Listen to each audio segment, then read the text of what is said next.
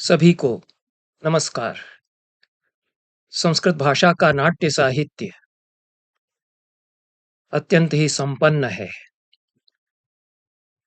इसके साथ ही यह भी माना गया कि काव्य के जितने प्रकार हैं उनमें नाटक सबसे रमणीय होता है। काव्येषु नाटकम रम्यम, जिसे आजकल व्यवहार में हम नाटक कहते हैं, उसके लिए रूपक शब्द का प्रयोग भरत मुनि ने अपने नाट्यशास्त्र में किया है। और रूपक के 10 प्रमुख भेद उन्होंने बताए हैं, जिनको दश रूपक कहा जाता है। अन्य भेद भी होते हैं, अनेक अवान्तर भेद होते हैं। परवर्ती परंपरा में उन्हें उपरूपक कहा गया और उपरूपकों की संख्या 40 या इससे भी अधिक हो जाती है। ये लोकनाट्य के प्रकार हैं, निरंतर विकसित होते रहे हैं। किंतु 10 प्रकार के जो रूपक माने गए, नाटक के भेद जो 10 माने गए, उनमें प्रहसन का स्थान भी महत्वपूर्ण है। हास्यरस प्रधान रूपक यह हुआ करता है। अभिनवगुप्त ने तो हास्यरस को मुक्ति प्रदान करने वाला रस बताया। 2 प्रकार के प्रहसन भरत मुनि ने बताए और दोनों प्रकार के प्रहसन संस्कृत के समृद्ध प्रहसन साहित्य में हमें प्राप्त होते हैं। एक प्रकार का प्रहसन तो वह है जिसमें कल्पना प्रवण नाट्यकार कथानक के अंतर्गत ऐसी परिस्थितियां निर्मित करता है कि हास्य की सृष्टि स्वयं अनिर्बाध रूप में होती चली जाती है। सिचुएशनल ह्यूमर जिसको कहते हैं। घटनाएं, प्रसंग ऐसा मोड़ लेते हैं कि हंसी फूटती है नाटक पढ़ने वालों या प्रहसन देखने वालों की। दूसरी कोटि के प्रहसन वे हैं जिनमें अधम कोटि के पात्र कुछ संवादों को बोलने का जो बेढपपन है और कुछ अश्लीलता और फूहड़पन है, उसके द्वारा हास्य उत्पन्न करते हैं। पहली कोटि के प्रहसन को शुद्ध प्रहसन भरत मुनि ने कहा है। दूसरी कोटि के प्रहसन को उन्होंने संकीर्ण प्रहसन कहा है। प्रहसनों में सबसे पहले भगवद अज्जुकम का नाम लिया जाता है संस्कृत के प्रहसन साहित्य में। भगवद अज्जुकम में हास्य की सृष्टि कथा संविधान की आकस्मिकता के कारण होती है। घटनाओं में ऐसा उलटफेर होता है कि हास्य की सृष्टि होती चली जाती है। इसके साथ ही इस प्रहसन की दार्शनिक और प्रतीकात्मक व्याख्याएं भी की जाती हैं। भगवद अज्जुकम के रचयिता कौन थे यह विवादास्पद है। रचना काल भी इसका सुनिश्चित रूप से निर्णीत नहीं है, पर 610 ईस्वी के मानमंडूर शिलालेख में भगवद अज्जुकम प्रहसन का नाम आता है। इसलिए यह तो स्पष्ट है कि 610 ईस्वी के पूर्व इसकी रचना हो चुकी थी। 6ठी शताब्दी के पूर्व, 7वीं शताब्दी के कम से कम पूर्व इसकी रचना हो चुकी थी।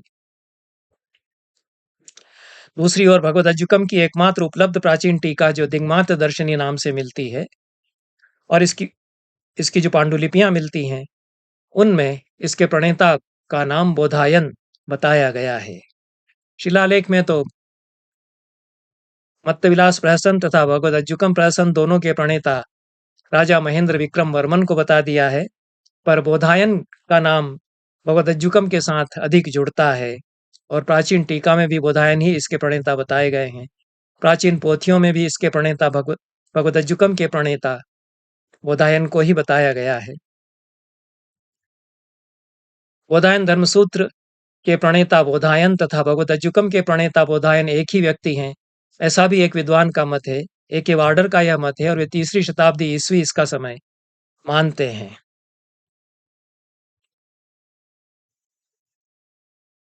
अनेक प्रमाणों से भगवद अज्जुकम का रचना काल इसके आसपास ही समर्थित होता है।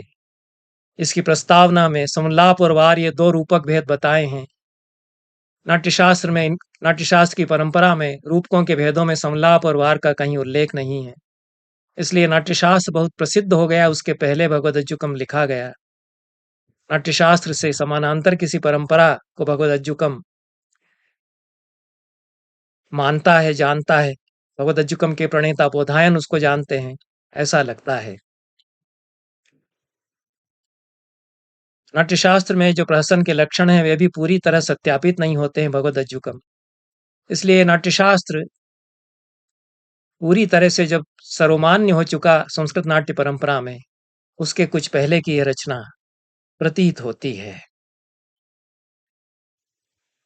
दार्शनिक मतों का इसमें विवेचन आया है, सांख्य मत का विवेचन किया गया है। सांख्य के आचार्यों में वार्षगण्य का नाम है, सांख्य कारिका के प्रणेता ईश्वर कृष्ण का नाम नहीं है। वार्षगण्य का समय 2री शताब्दी ईस्वी पूर्व है, ईश्वर कृष्ण उनके बाद के हैं। इससे भी यह लगता है कि भगवदज्जुकम के प्रणेता बोधायन, यदि बोधायन को ही माना जाए, तो वे सांख्य कारिका और ईश्वर कृष्ण का मत पूरी तरह स्थापित हुआ और वे प्रसिद्ध हुए उसके कुछ पहले हो चुके हैं। भगवदज्जुकम में एक परिव्राजक हैं, उनके शिष्य शांडिल्य है, उनका शिष्य शांडिल्य है। ये 2 मुख्य पात्र हैं। शांडिल्य एक पेटू बटू है, दरिद्र ब्राह्मण कुल में उसने जन्म लिया, उदर पोषण के लिए बौद्ध भिक्षु हुआ, उसके बाद भटकता हुआ इधर उधर भगवान परिव्राजक उनके पास आ गया। दुखी रहता है, अपने गुरु भगवान परिव्राजक को लेकर के भी परेशान है, क्योंकि वे भोजन पानी की कोई बात नहीं करते, ज्ञान चर्चा करते रहते हैं। दोनों प्रवेश करते हैं। शांडिल्य चाहता है कि भिक्षाटन के लिए चला जाए ताकि भोजन पानी की व्यवस्था हो। शांडिल्य के अनुरोध को टालकर सन्यासी उसे नगर के अशोक उद्यान में लेकर पहुंचते हैं। योग पर दोनों चर्चा कर रहे हैं। योग चर्चा को शांडिल्य भोग चर्चा की ओर मोड़ना चाहता है। इसी समय उस उद्यान में वसंत सेना नाम की गणिका अपनी चेटी या अपनी दासी के साथ विहार करने के लिए आती है। उसका प्रेमी रामिल उससे मिलने के लिए वहां आने वाला है। समय बिताने के लिए वह फूल चुनने लगती है। दासी और गणिका वसंत सेना दोनों नाचती हैं, आनंद में थिरकती हैं। शांडिल्य अतृप्त लालसा से दोनों को निहारता है। सन्यासी भगवान परिव्राजक उसकी चंचलता पर उसे फटकारते हैं। उसी समय यमदूत यमलोक से चल करके वहां धरती पर उतरकर इसी उद्यान में आता है। उसको वसंत सेना नाम की गणिका के प्राण लेने के लिए यमराज ने भेजा है। वसंत सेना को खोजता हुआ वह इसी उद्यान में आ जाता है। उसे पता चलता है कि वसंत सेना तो यहीं आई हुई है, तो वह भी उद्यान में ही चला आता है। यहाँ से बहुत ही मनोरंजक, रोचक, आकस्मिक मोड़ प्रहसन की कथा लेती है। यमदूत सर्प बनकर के वसंत सेना को काटता है। वसंत सेना मूर्छित होती है, उसके जीव लेकर के यमदूत वहां से रवाना हो जाता है यमलोक की ओर। और शांडिल्य इस दृश्य को देखकर बिलखने लगता है। अपने गुरु से कहता है कि इसको किसी तरह जिला दीजिए। भगवान परिव्राजक या उसके गुरु जो सन्यासी हैं, वे गणिका के मोह से उसे उबारने के लिए पहले तो उसको उपदेश देते हैं। वह उनसे ही उलझ पड़ता है। तब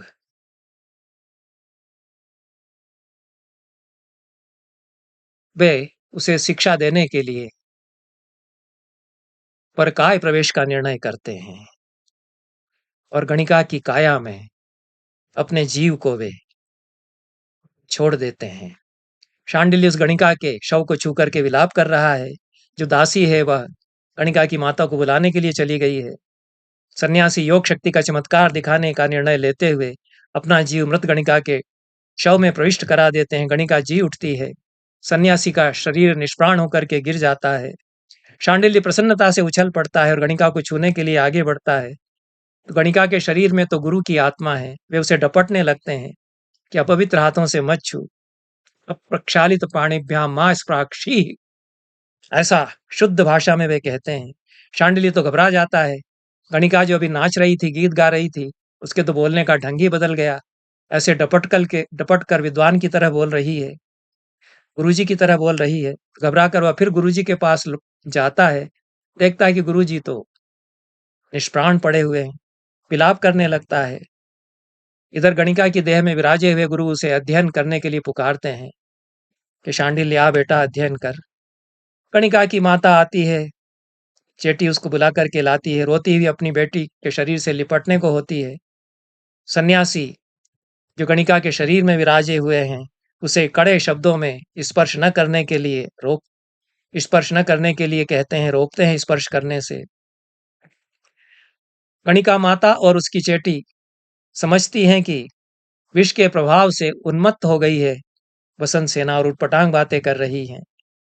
तो वैद्य बुलाए जाते हैं।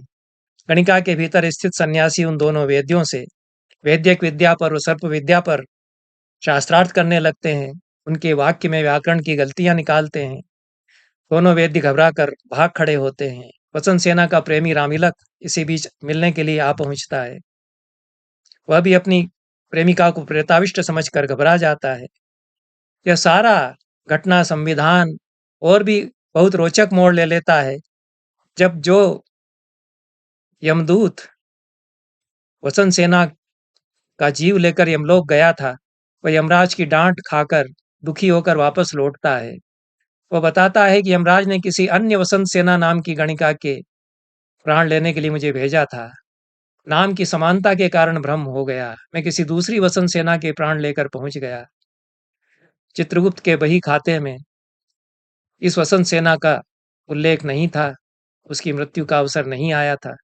यमराज ने उसको डांट कर कहा कि इसके जीव को वापस उसकी काया में लौटाओ और जिस वसंत सेना की मृत्यु का दिन आज है उसका जीव लेकर के आओ। यमदूत उसका जीव उसके निष्प्राण शरीर में लौटाने के लिए आता है, तब देखता है कि वसंत सेना के शरीर के भीतर तो कोई योगीराज खेल कर रहे हैं। तो वह भी इस खेल में शामिल हो जाता है और वसंत सेना का जीव योगीराज के परिव्राजक भगवान सन्यासी के मृत शरीर में डाल देता है। अद्भुत ही दृश्य उपस्थित हो जाता है कि गणिका महायोगी सन्यासी की तरह बोल रही है, प्रेमी जो गणिका का है उसको डांट रही है, और जो परिव्राजक सन्यासी हैं उनकी काया में गणिका का जीव प्रवेश कर चुका है। वे गणिका की तरह चेष्टाएं करते हैं। आगे क्या होता है इसकी कुछ झलक मैं दिखाऊंगा। उसके द्वारा जिन लोगों ने इस प्रहसन को अभिनीत होते हुए नहीं देखा है, पढ़ा नहीं है इसका अनुवाद, वे समझ सकते हैं। जिन लोगों ने इस प्रहसन का अभिनय देखा है, इसमें काम किया है और संस्कृत में इसको पढ़ा है या अनुवाद पढ़ा है, वे भी फिर से आनंद इसका ले सकेंगे। सूर्य मोहन कुलश्रेष्ठ भारत के श्रेष्ठ रंगकर्मियों में से हैं। विश्वस्तरीय उनका कार्य है रंगमंच के क्षेत्र में। उनकी प्रस्तुति से कुछ झलक बताते हुए भगवदज्जुकम की जो नाट्यानुभूति है और एक रंगमंच की दृष्टि से इसका जो वैशिष्ट्य है, उस पर मैं बात करूंगा।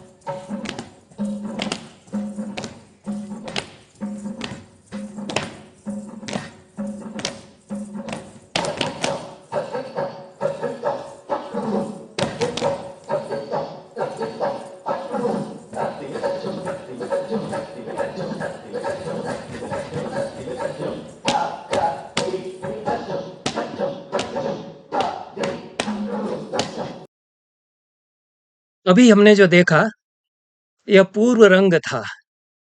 भरत मुनि ने नाट्यशास्त्र में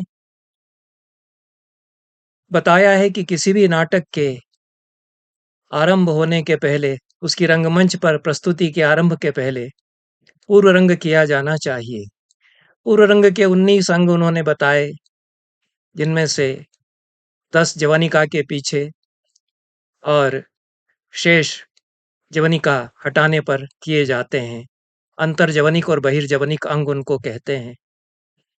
यह भी भरत मुनि ने तथा बाद के आचार्यों ने स्वीकार किया कि सारे अंग 19 अंग यदि न किए जा सकें तो इनमें से जो आवश्यक लगे वो करना चाहिए। नांदी अवश्य करना चाहिए।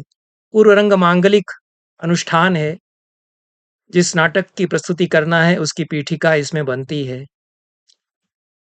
सूर्यमोहन कुलश्रेष्ठ ने जो पूर्व रंग यहाँ प्रस्तुत किया उसमें सूत्रधार जर्जर लेकर के प्रवेश करेगा या उसका सहायक जर्जर लिए रहेगा और दूसरा सहायक उसका भृंगार लिए रहेगा, ऐसा भरत मुनि ने कहा है। प्राय आजकल सूत्रधार को ही जर्जर हाथ में लिए हुए प्रविष्ट कराते हैं और पुष्पांजलि पूर्व रंग में होती है। 5 कदम आगे बढ़कर फिर 5 कदम मुड़कर के चलेंगे, फिर 5 कदम 5 पग चलेंगे, फिर पुष्पांजलि करेंगे। कुछ इस प्रकार का विधान भरत मुनि ने बताया है। और थोड़ा-सा रंगमंच पर भराव लाने के लिए सूत्रधार के साथ आजकल नाटक में जिन लोगों को भूमिका निभानी है, उन सारे पात्रों को भी प्रवेश करा दिया जाता है। हमने देखा कि सूत्रधार के रूप में एक व्यक्ति यहाँ आता है, जो नाटक में भी कोई भूमिका निभाएगा, पर पूर्व रंग में वह सूत्रधार है। जर्जर, जो नाटक में विघ्न दूर करने के लिए इंद्र के वज्र का प्रतीक है, इंद्र के हथियार का प्रतीक है, उसको स्थापित किया जाता है। पुष्पांजलि, पुष्प मोक्ष किया जाता है। और भगवद अज्जुकम की जो नांदी है उस पर अभिनय किया जाता है। भगवद अज्जुकम की नांदी जो मूल संस्कृत में है वह तो नहीं पढ़ी गई। त्वाम पातु लक्षणाढ्य सुरवर मुकुटेन्द्र चारुमणि पृष्ठः रावण नमितांगुष्ठो रुद्रस्य सदर्चितः पादः। सुरवर मुकुटेन्द्र चारुमणि घृष्टः है, रावण नमितांगुष्ठो रुद्रस्य सदर्चितः पादः। रुद्र का चरण आपकी रक्षा करे, सारे लक्षणों से जो संपन्न है। देवताओं के मुकुटों से जो रगड़ा जाता है, देवता जिस पर अपने मस्तक रगड़ते हैं अथवा अपने मुकुट किरीट रगड़ते हैं, और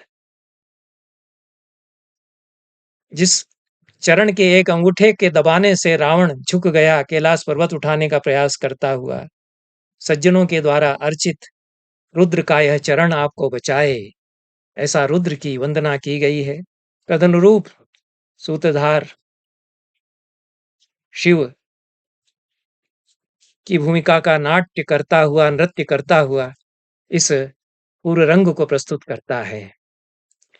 इसके बाद नाट्य की प्रस्तावना आरंभ हो जाती है और जो मुख्य पात्र हैं शांडिल्य और उसका शिष्य, वे प्रवेश करते हैं। उसको फिर हम अगले दृश्य में देखेंगे।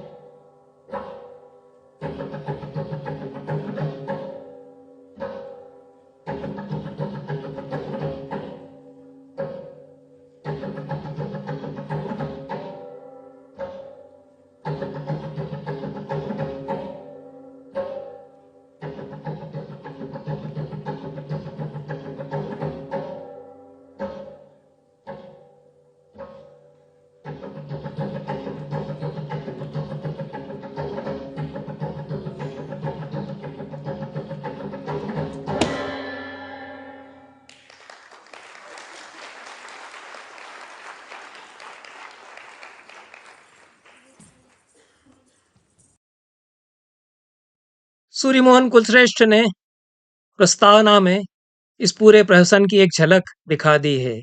नाटक में काम करने वाले सारे पात्र इसमें उपस्थित हैं। शांडिल्य जो शिष्य है और गुरु, ये दोनों उपस्थित हैं।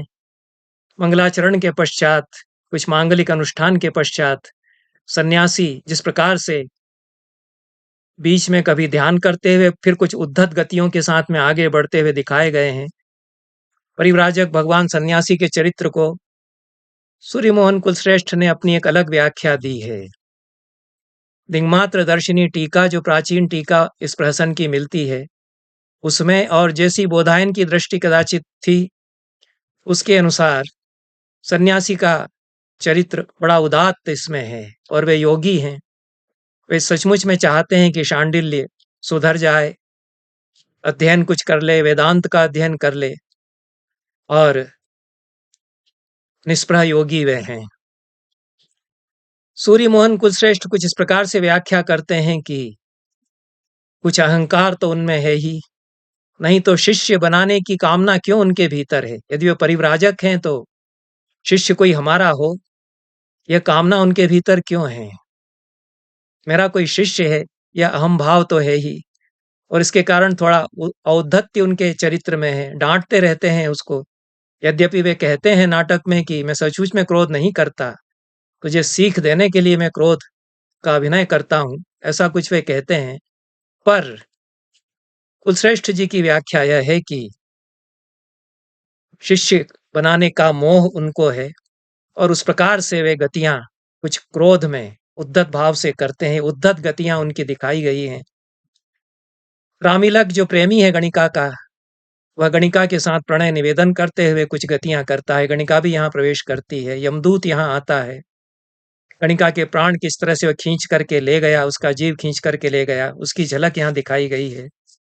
पूरे प्रहसन की एक झलक इस प्रस्तावना के द्वारा सूर्य मोहन कुलश्रेष्ठ ने इसमें दे दी है। अब आगे का दृश्य देखते हैं, जो कि बहुत मनोरंजक संवाद है। शांडिल्य जो कि शिष्य है और जो गुरु हैं भगवान परिव्राजक, इन दोनों।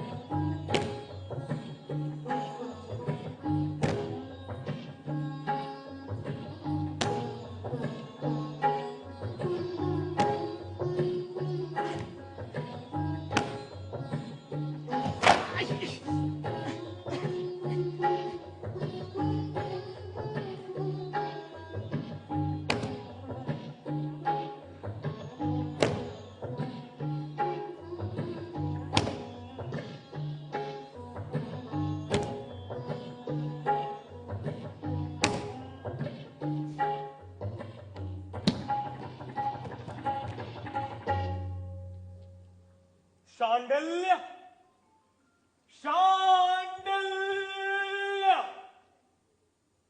अरे कहां चला गया? अज्ञान के अंधकार से घिरे हुए व्यक्ति ऐसे ही होते हैं। यौवन है, बल है, रूप है, इसलिए इस नश्वर संसार के दोष उसे दिखाई नहीं देते। बड़े पुण्य से ये मानव देह मिली है, पर इसी से उसे अहंकार हो गया है। अरे ये शरीर तो रोगों की खान है, बुढ़ापा और मृत्यु इसके सर पर मंडराते रहते हैं। ये तो विषय नदी के तीर का वृक्ष है, उसे इसका ध्यान ही नहीं। किंतु इसमें उसका नहीं, उसकी युवावस्था का दोष है। लाओ एक बार और बुलाकर देखो। शांडिल्य, शांडिल्य!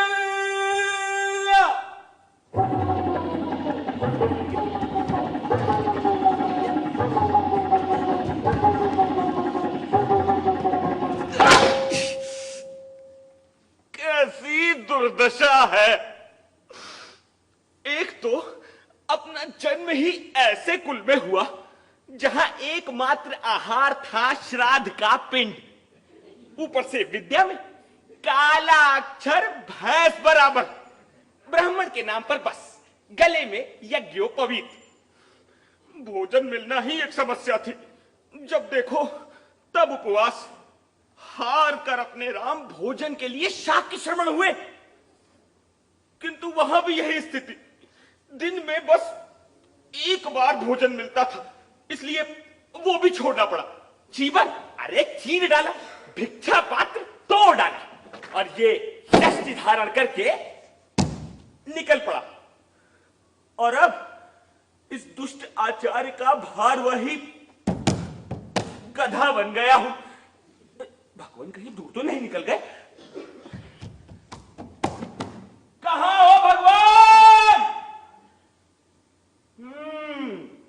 अब समझा, भोजन के लोभ में ये दुष्ट अकेले ही भिक्षा करने के लिए चल दिया।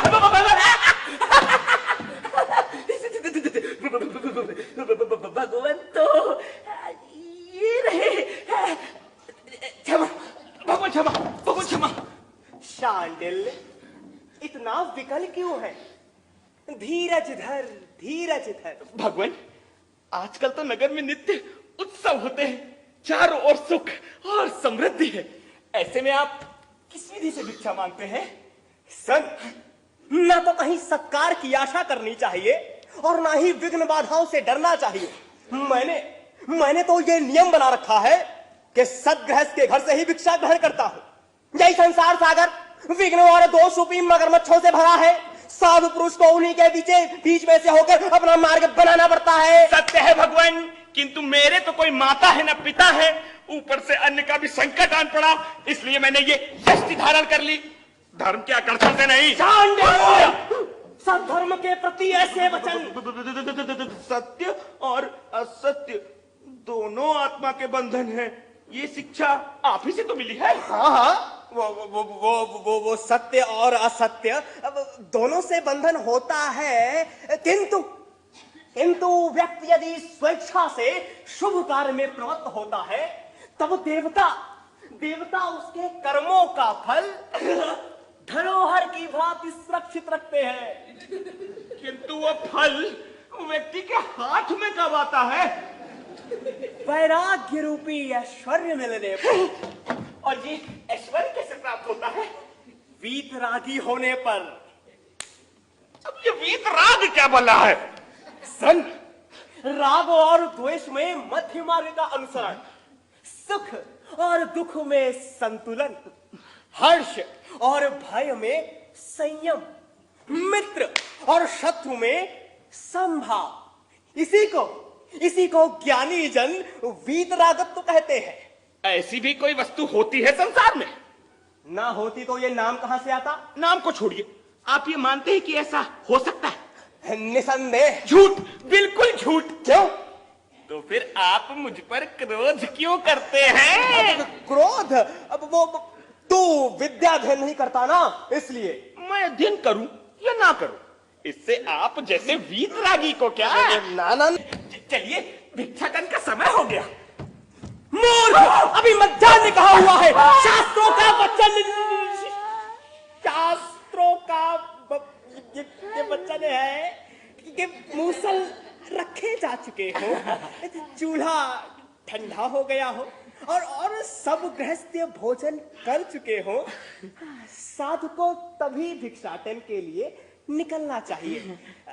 चल, तब तक उद्यान में चलकर तनिक विश्राम करें। अरे भगवान ने अपनी प्रतिज्ञा भंग कर दी। कैसे?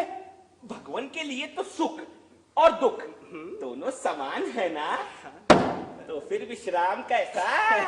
हाँ, वो मेरी आत्मा सुख और दुख में संभाव रखती है, पर मेरी कर्म आत्मा विश्राम चाहती है। गुरुजी, ये आत्मा क्या है और वो दूसरी वो कर्म आत्मा, ये क्या है? सन, यह स्वप्ने गगनम उपैति सो अंतरात्मा सो अप्यात्मा विनिविहितम प्रयाति यश्च देहो अयं नर इति संगीतो विथावा कर्मात्मा समसुखम भागम नृणाम। अर्थात जो स्वप्न में भी गगन विहार करती रहती है और कर्मानुसार आवागमन करती रहती है, वो तो है अंतरात्मा। पर यह शरीर जिसे नर अथवा अन्य नाम दिया जाता है, जो श्रम सुख आदि का भोग करता रहता है, वो है कर्मात्मा। अच्छा। ओह, मतलब जो अजर है, अमर है, अच्छेद्य है, अभेद्य है, वो तो हुई आत्मा। और जो हंसती है, हंसाती है, खाती है, पीती है और अंत में नाश को प्राप्त होती है, वो हुई कर्मात्मा। यही ना गुरुजी? हाँ, अब तो ठीक समझ गए। बस, तो फिर आप फंस गए जाल में गुरुजी। कैसे? आपके कहने का तात्पर्य यही है ना कि शरीर के बिना जीव का कोई अस्तित्व नहीं। यह तो मैंने मोटी बात कही। लोगों को समझाने के लिए कहा जाता है कि जीव का निवास शरीर में है, इसलिए मैंने भी ऐसा कहा। अच्छा वो सब तो ठीक है, ये बताइए कि आप कौन है? मैं सन, आकाश, पवन, धरा, जल, तेज आदि में से थोड़ा थोड़ा अंश लेकर गढ़ा हुआ और भौतिक पदार्थों से बना हुआ, आंख, कान, नाक, जीभ, स्पर्श आदि इंद्रियों वाला मैं कोई नर नामधारी प्राणी हूं।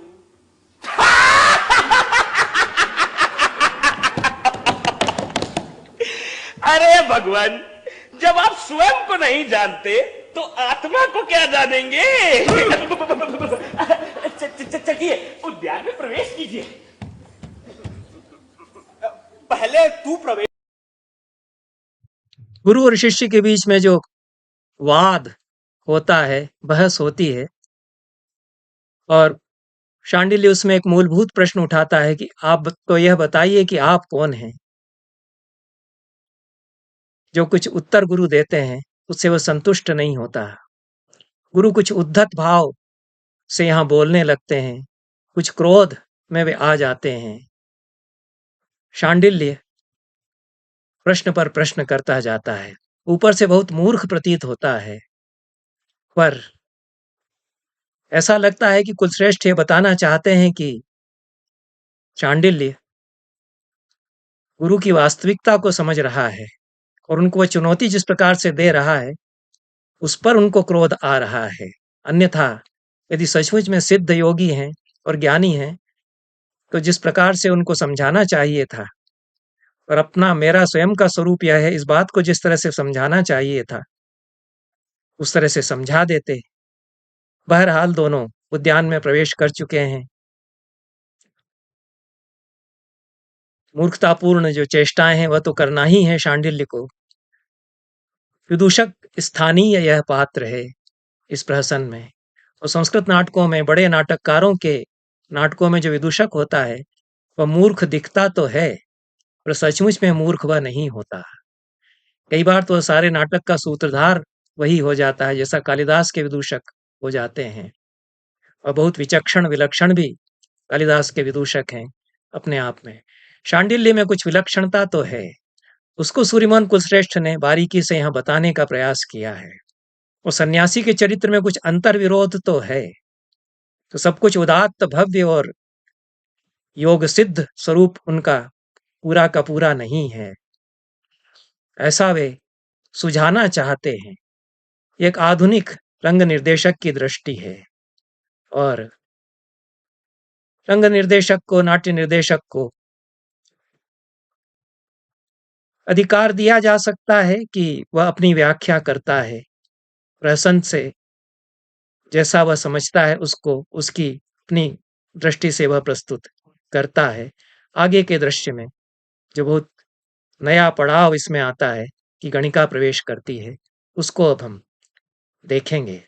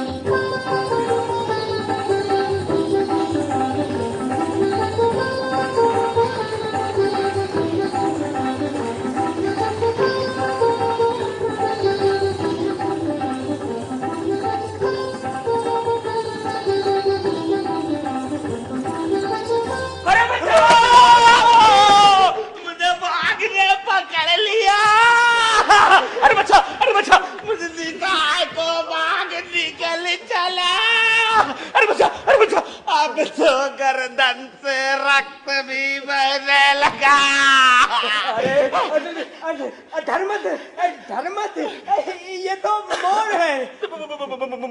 मोर ही है, सचमुच। हाँ, सचमुच मोर ही है। मोर हो तो आंखें खोलूं। निर्भय होकर।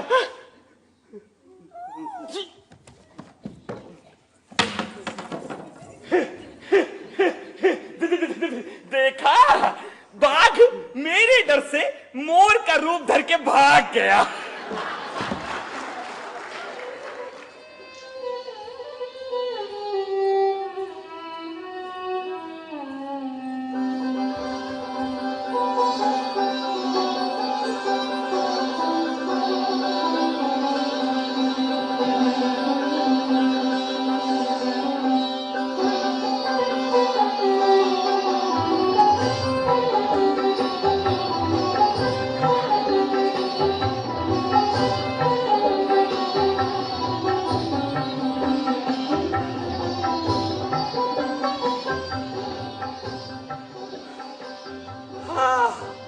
कितना सुंदर उद्यान है।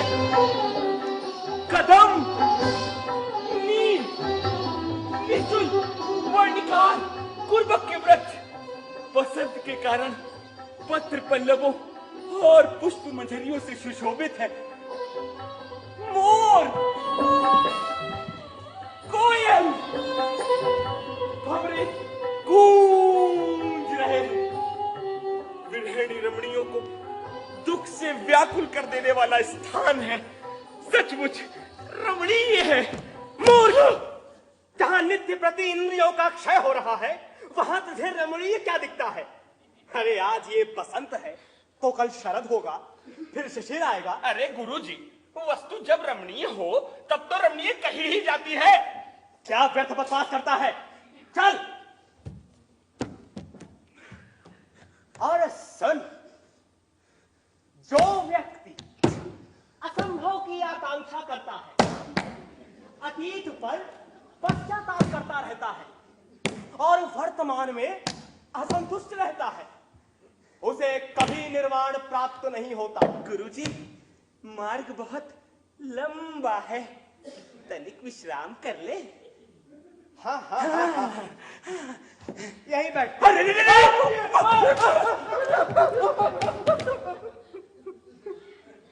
ये स्थान पवित्र नहीं है। मूर्ख, अरण्य पवित्र माना जाता है, पृथ्वी निर्दोष होती है। ये क्यों नहीं कहते गुरुजी कि अगर थक कर बैठना हो तो सब स्थान पवित्र हो जाते हैं। ना ना ना ना ना, अब ये तो अब शास्त्रों का वचन है, मेरा नहीं। सन प्रहितकर्ता का भी हित करने वाले हम लोग स्वयं प्रमाणभूत है। किंतु वाचाल का मत प्रमाण नहीं होता। नहीं, बुद्धिमान जिन्हें प्रमाण मानते हो उन्हें तू भी प्रमाण मान। ऐसे प्रमाणस्थ व्यक्ति कभी अप्रमाण नहीं बोलते। किंतु मैं तो आपको प्रमाणस्थ मानता ही नहीं। अच्छा, तो फिर आ अध्ययन कर। नहीं करूंगा। क्या? पहले अध्ययन का अर्थ तो समझ लूं। अध्ययन का अर्थ तो अध्ययन के उपरांत ही ज्ञात होता है, इसलिए अभी तो तू अध्ययन ही कर। गुरुजी, अध्ययन से क्या लाभ है?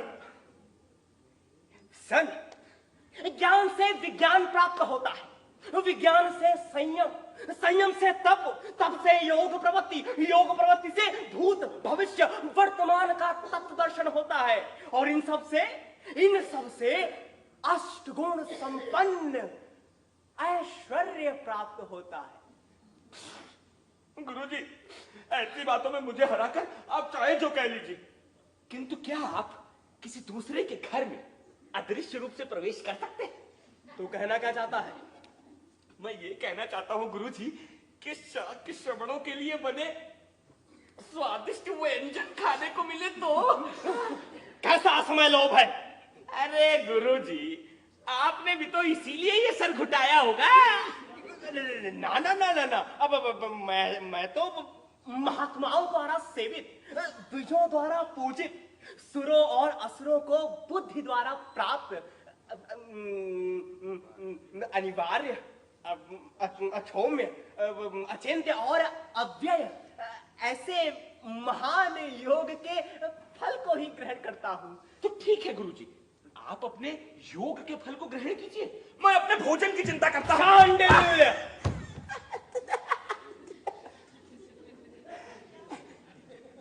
गुरुजी, ये योग बहुत से परिव्राजक रटा करते हैं, ये योग है क्या भला?